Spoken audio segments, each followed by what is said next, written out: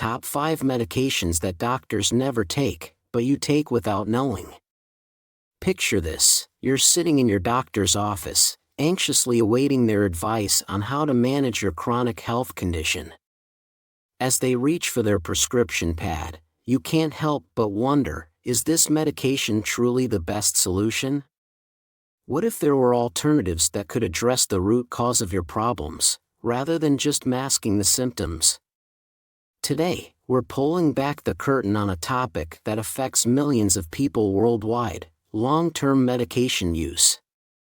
We'll explore 5 types of commonly prescribed medications that many doctors themselves avoid taking for extended periods. This isn't just about pills and side effects, it's about taking control of your health and making informed decisions that can dramatically improve your quality of life. Are you ready to discover what your doctor may not be telling you about these medications? 1. The painkiller predicament, NSAIDs, and their hidden dangers. Let's start with a medication that's probably sitting in your medicine cabinet right now, or non-steroidal anti-inflammatory drugs, or NSAIDs. These include common painkillers like ibuprofen, naproxen, and diclofenac. They're the go-to solution for everything from headaches to arthritis pain, and millions of people pop these pills without a second thought. But here's the kicker: while NSAIDs can provide quick relief, long-term use comes with a hefty price tag for your health. Think of your body as a well-working device.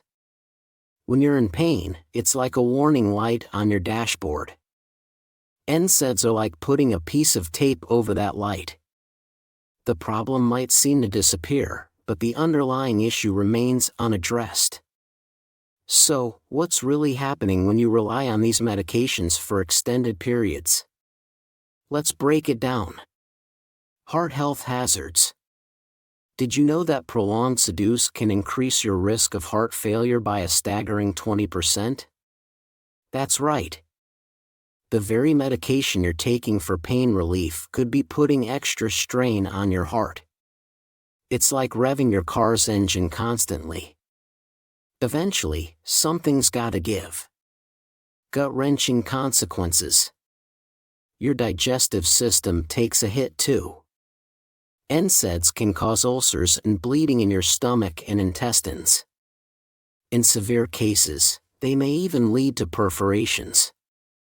Imagine tiny holes developing in your gut lining.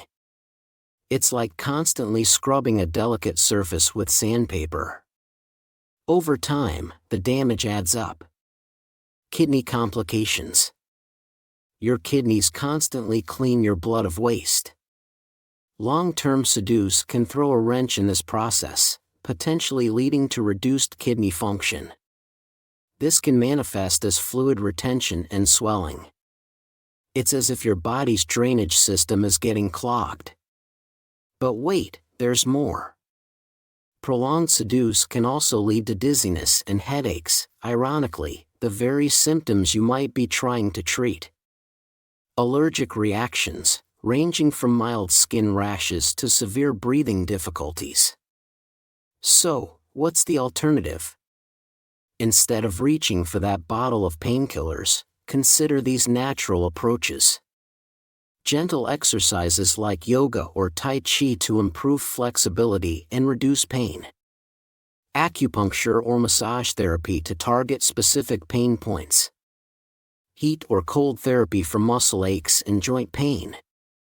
Mindfulness meditation to change your perception of pain. Pain is often a symptom of an underlying issue.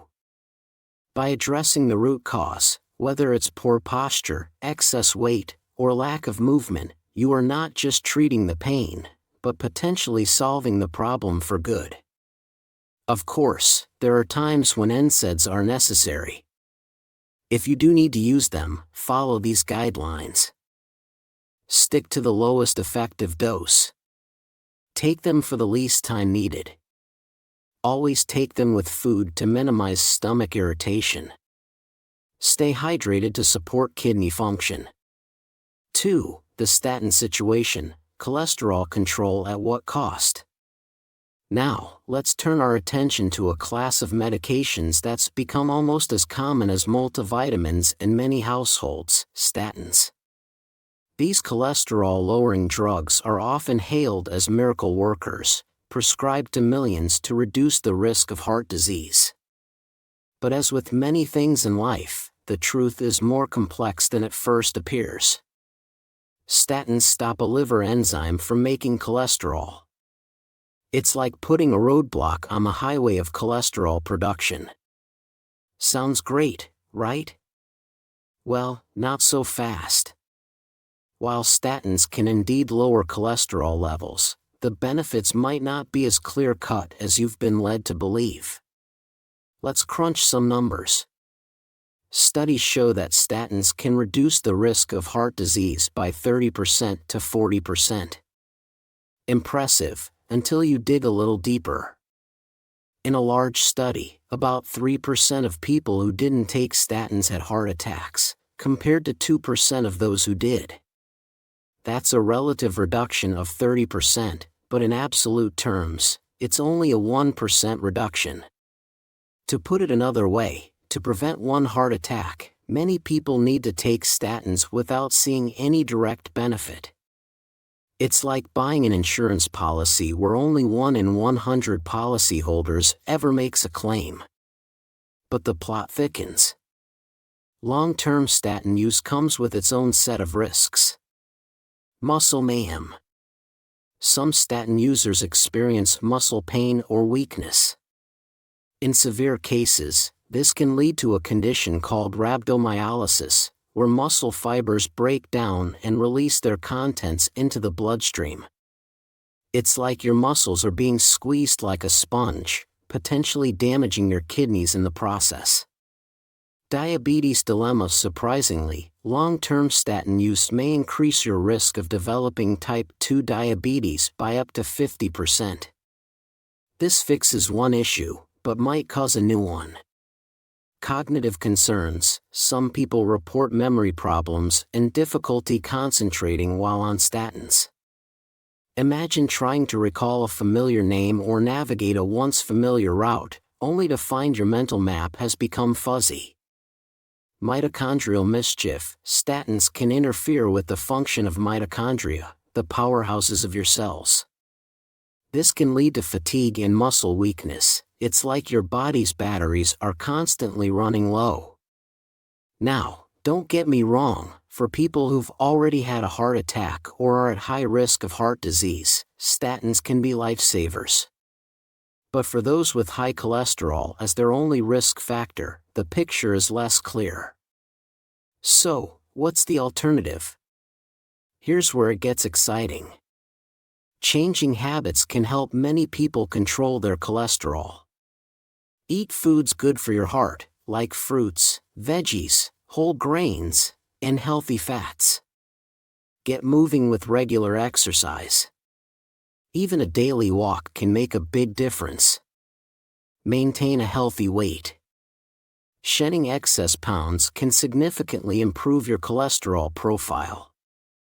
Quit smoking, your heart and the rest of your body will thank you. These changes don't just lower cholesterol, they improve your overall health, potentially reducing your risk of a whole host of chronic diseases. 3. The sleep medication maze. When counting sheep isn't enough. Picture this: it's 3 a.m., and you're wide awake, staring at the ceiling, your mind racing. Sound familiar? For millions of people, this scenario is all too common. Enter sleep medications like zolpidem, commonly known as Ambien or Stilnox. These little pills promise a quick fix for insomnia, offering the allure of a good night's sleep. But as with many quick fixes, there's more to the story than meets the eye. Sleep medications work by enhancing the effects of GABA, a neurotransmitter that helps calm brain activity. It's like hitting the brakes on your brain's racing thoughts. Sounds perfect, right? Well, not quite. While these medications can indeed help you fall asleep faster, long-term use comes with a host of potential problems. let's pull back the covers on the risks. The dizzying downside. One of the most immediate concerns with sleep medications is the increased risk of falls, especially in older adults. Imagine waking up in the middle of the night, disoriented and unsteady. It's a recipe for potential disaster. Memory muddle. Some users report engaging in activities like driving or eating while not fully awake with no memory of these events the next day. It's like your brain is on autopilot, potentially leading to dangerous situations. Dependence dilemma. Over time, your body can become dependent on these medications to fall asleep. It's like your natural sleep switch gets stuck in the FOFF position, making it increasingly difficult to drift off without chemical assistance. Rebound insomnia. When you try to stop taking the medication, you might experience what's known as rebound insomnia. Your sleep problems come back, often worse than before. It's like your brain is throwing a tantrum, demanding its nightly chemical lullaby.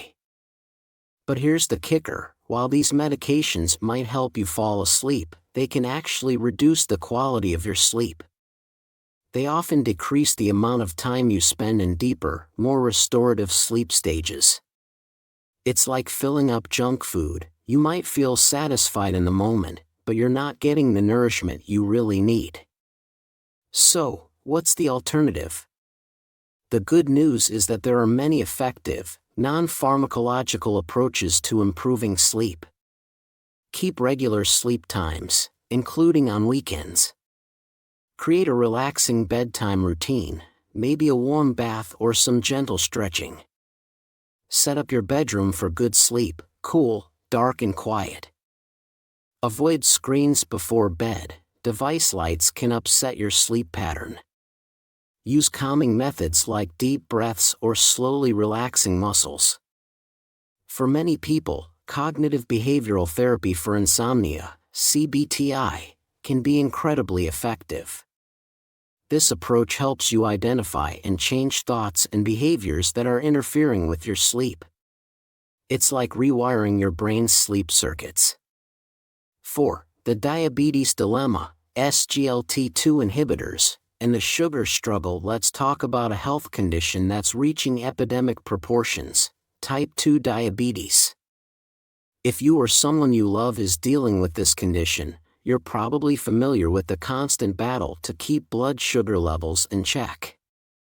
Enter SGLT2 inhibitors, a relatively new class of diabetes medications that work in a unique way. Like all strong tools, they have their own problems. First, let's understand how these medications work. SGLT2 inhibitors target a protein in your kidneys called sodium glucose cotransporter 2. This protein is responsible for reabsorbing glucose back into your bloodstream. By blocking this protein, SGLT2 inhibitors cause excess glucose to be excreted in your urine. It's like installing a glucose drain in your body. Sounds clever, right? And indeed, these medications can be effective at lowering blood sugar levels. But here's where things get tricky. The infection connection. By increasing the amount of glucose in your urine, SGLT2 inhibitors can create a breeding ground for bacteria. This leads to an increased risk of urinary tract and genital infections, especially in women. It's like creating a sugar-rich environment that harmful bacteria love to colonize. Dehydration dangers. As these medications cause you to lose glucose through urine, they also increase fluid loss. This can lead to dehydration, weakness, and fatigue. Imagine your body as a plant that's not getting enough water. It starts to wilt. Ketoacidosis concerns. In some cases, SGLT2 inhibitors can lead to a serious condition called diabetic ketoacidosis, where your body starts breaking down fat too quickly. This can happen even when blood sugar levels aren't very high, making it particularly tricky to spot. Amputation anxieties. Some studies have suggested an increased risk of lower limb amputations with certain SGLT2 inhibitors. SGLT2, while rare, it's a sobering reminder of the potential long-term risks associated with these medications. Now, don't get me wrong, for some people with diabetes, especially those with heart or kidney disease, SGLT2 inhibitors can be beneficial. But for many others, especially those in the early stages of type 2 diabetes, there might be better options. So, what's the alternative? Here's where it gets exciting. Many people with type 2 diabetes can effectively manage their condition through lifestyle changes. Adopt a balanced, nutrient-rich diet low in processed foods and added sugars. Engage in regular physical activity. Even a daily walk can make a big difference. Maintain a healthy weight.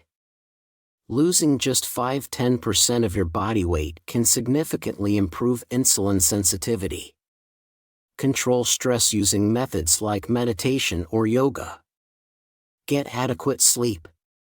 Poor sleep can wreak havoc on your blood sugar levels. These changes don't just help control diabetes, they improve your overall health, potentially reducing your risk of a whole host of chronic diseases. Keep in mind that handling diabetes is ongoing, not a final goal. It's about finding the right balance of treatments and lifestyle changes that work for you. As we move on to our final medication, think about this. How many other health conditions might benefit from a more holistic lifestyle-focused approach? Get ready, because our last topic is one that affects millions of people every day, often without them even realizing it. 5. The acid reflux riddle, PPIs, and the stomach acid saga. Let's dive into a topic that might hit close to home for many of you: acid reflux. You know the feeling, that burning sensation in your chest after a meal, the discomfort that keeps you up at night. For millions of people, proton pump inhibitors, PPIs, like omeprazole, have become a go-to solution. These medicines decrease stomach acid production. It's like turning down the flame on a stovetop that's boiling over. At first glance, PPIs seem like a miracle cure. They can provide quick relief from the burning pain of acid reflux and even help heal stomach ulcers. But as with many quick fixes, there's more to the story than meets the eye. Let's peel back the layers on the long-term use of PPIs. Nutrient absorption nightmares. Your stomach acid plays a crucial role in helping your body absorb certain nutrients. By dramatically reducing acid production, PPIs can interfere with this process. This can lead to deficiencies in vital nutrients like vitamin B12, magnesium, calcium, and iron. It's like trying to dissolve a vitamin tablet in water instead of the acidic environment it was designed for. It just doesn't work as well. Bone health hazards. Speaking of calcium absorption, long-term PPI use has been linked to an increased risk of osteoporosis and bone fractures. Imagine your bones slowly becoming more fragile, like a building with a weakening foundation. Infection implications. Stomach acid protects you from bad germs. By reducing this acid, PPIs can make you more susceptible to infections like pneumonia and C. difficile, a bacterium that causes severe diarrhea. It's like lowering your body's natural defenses, leaving the door open for uninvited guests. Kidney concerns. Some studies have suggested a link between long-term PPI use and an increased risk of chronic kidney disease. While more research is needed, it's a reminder that these medications can have far-reaching effects on your body. For people with severe reflux or stomach ulcers, PPIs can be a crucial part of treatment. But for many others, especially those with mild or occasional reflux, there might be better options. So, What's the alternative? Here's where it gets interesting. Many people can effectively manage their acid reflux through lifestyle changes. Elevate the head of your bed by 6-8 inches to prevent stomach acid from flowing back into your esophagus while you sleep. Avoid eating large meals close to bedtime. Give your body time to digest before lying down. Identify and avoid trigger foods. Common culprits include spicy foods, citrus, tomatoes, chocolate, and caffeine. Quit smoking. Nicotine can relax the lower esophageal sphincter, allowing acid to flow back up. Interestingly, studies have shown that regularly drinking water can provide temporary relief from acid reflux symptoms, similar to medication use. It's like flushing out the acid, providing a natural rinse for your esophagus. As we close, I want you to think about your own health journey. Are there areas where you might benefit from a more natural, lifestyle-focused approach? Could some of your current medications be replaced with healthier habits? Remember, taking control of your health doesn't mean rejecting modern medicine. It means being an active participant in your wellness journey. Thanks for watching. If you've enjoyed this content, please give it a thumbs up, share it with friends and family who might benefit, and don't forget to subscribe for more health insights.